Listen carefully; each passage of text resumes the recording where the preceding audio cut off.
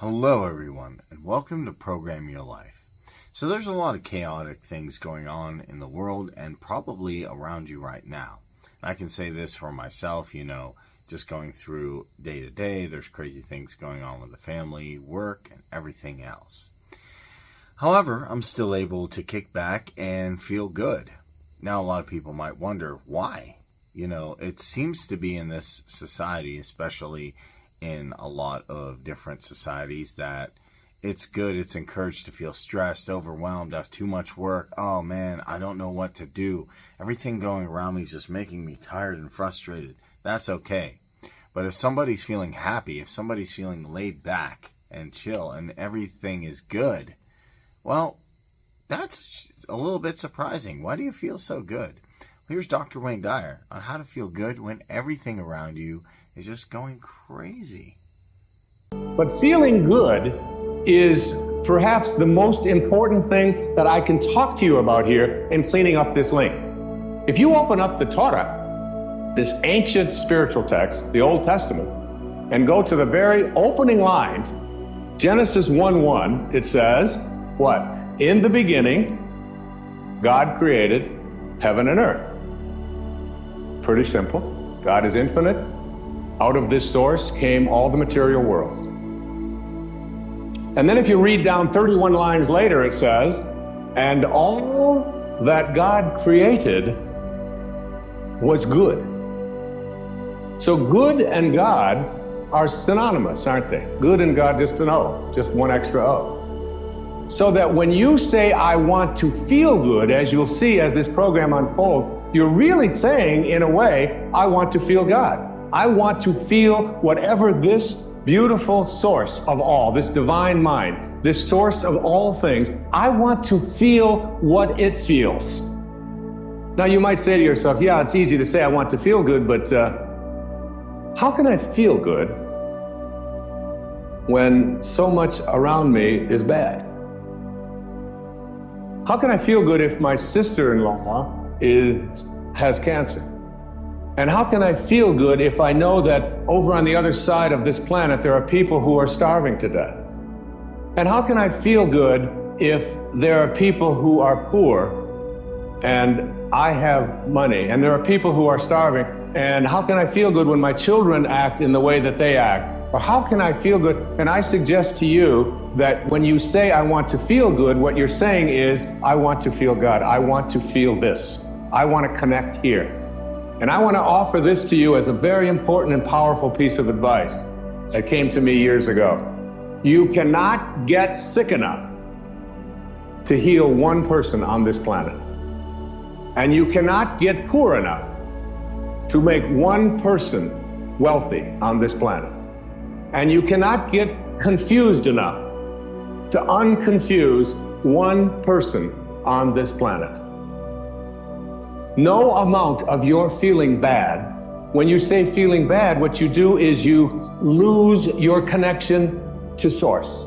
And when you lose your connection to source, what happens is you create something called resistance. I can't do this. It's not possible. I don't deserve it. It's just not something that I can do. And when you create this kind of resistance, you have emotions. And these emotions become sadness, fear, worry, anxiety. And what I'd like to offer you is a way for you to use these emotions that you are experiencing at any time in your life and use them as a system, as a barometer, as a guidance system to say to yourself, what kinds of thoughts am I having that are keeping me from being in rapport with this field of intention? And at any moment that you're not feeling good, you are attracting exactly the opposite of what it is that you would like to attract into your life. You are using this as a way to keep yourself from feeling God or feeling good. If you are listening to the news, and the news is filled with all of the reasons why you should be depressed, and it's not an accident that then they are sponsored by all of the reasons why you should take these narcotics or these pills or whatever it is in order to get over. So here's some depression, and wait a minute, we'll be right back. Here's a way out of it, okay? I'd like to say to you here that my idea about connecting to intention has certain obstacles to getting there. And I just want to very briefly go through what those obstacles are and then move into what it is that you need to do to understand what this field looks like and what you can do to stay connected to it. Keeping in mind these words, I want to feel good. I know my beautiful daughter, who will be singing in a little while, Sky, she was working on a music project. And she had come to me and she said, when she was going to school at the University of Miami, and she said, Dad, would you mind if I dropped out of school?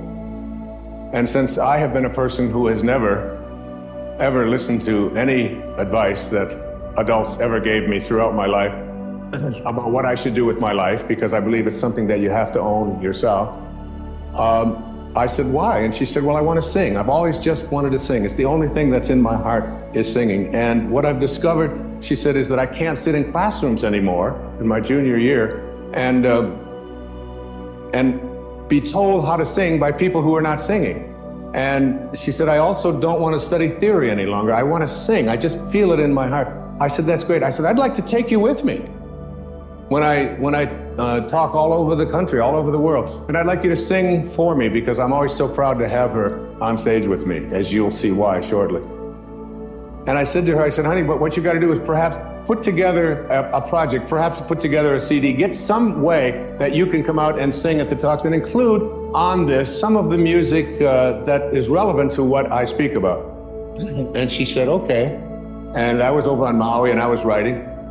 And she called me, she said, Dad, the problem is that the musicians that I need to be able to do this are not available.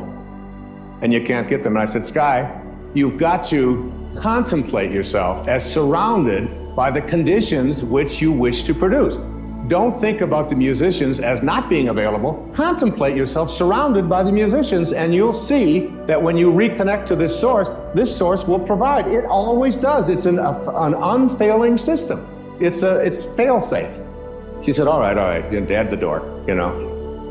She called me back the next day. She said, you're not going to believe this, Dad. I did what you said last night, and all the musicians are available. I just can't believe it. She said, they called the ones that I wanted, especially they had a cancellation on something. She said, the only problem is that the studios that I need in order to be able to record it isn't available. There's no studios available in any place in South Florida, and I wanted to go and I want to get this in, and I had given her a deadline of like 4 days to get this done, an entire CD.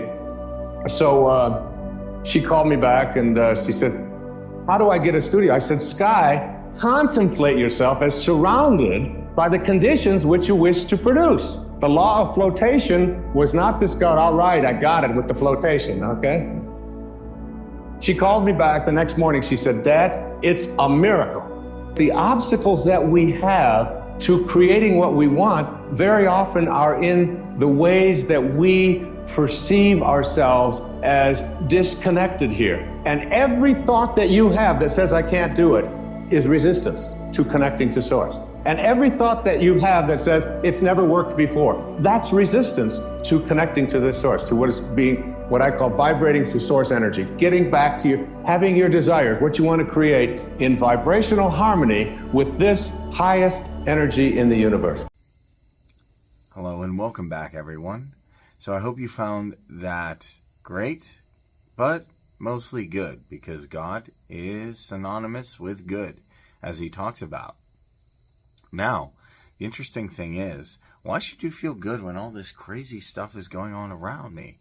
Because a lot of times we're trying to change the external. I talk about it a lot on this channel. I always try to change the external. I always want to try and mend the chaos around me. But I want to mend the chaos in here first by feeling good. And once I change what's going on in here, the outside world will change. That is really the key. Changing on what's going on in here. Pressing my subconscious mind and feeling good. And by feeling good, hey, when everything around me is going bad and I'm feeling good, I'm able to change those circumstances, as it may be. So I hope you found this helpful. If you did, make sure to subscribe, and I'll catch you in the next video.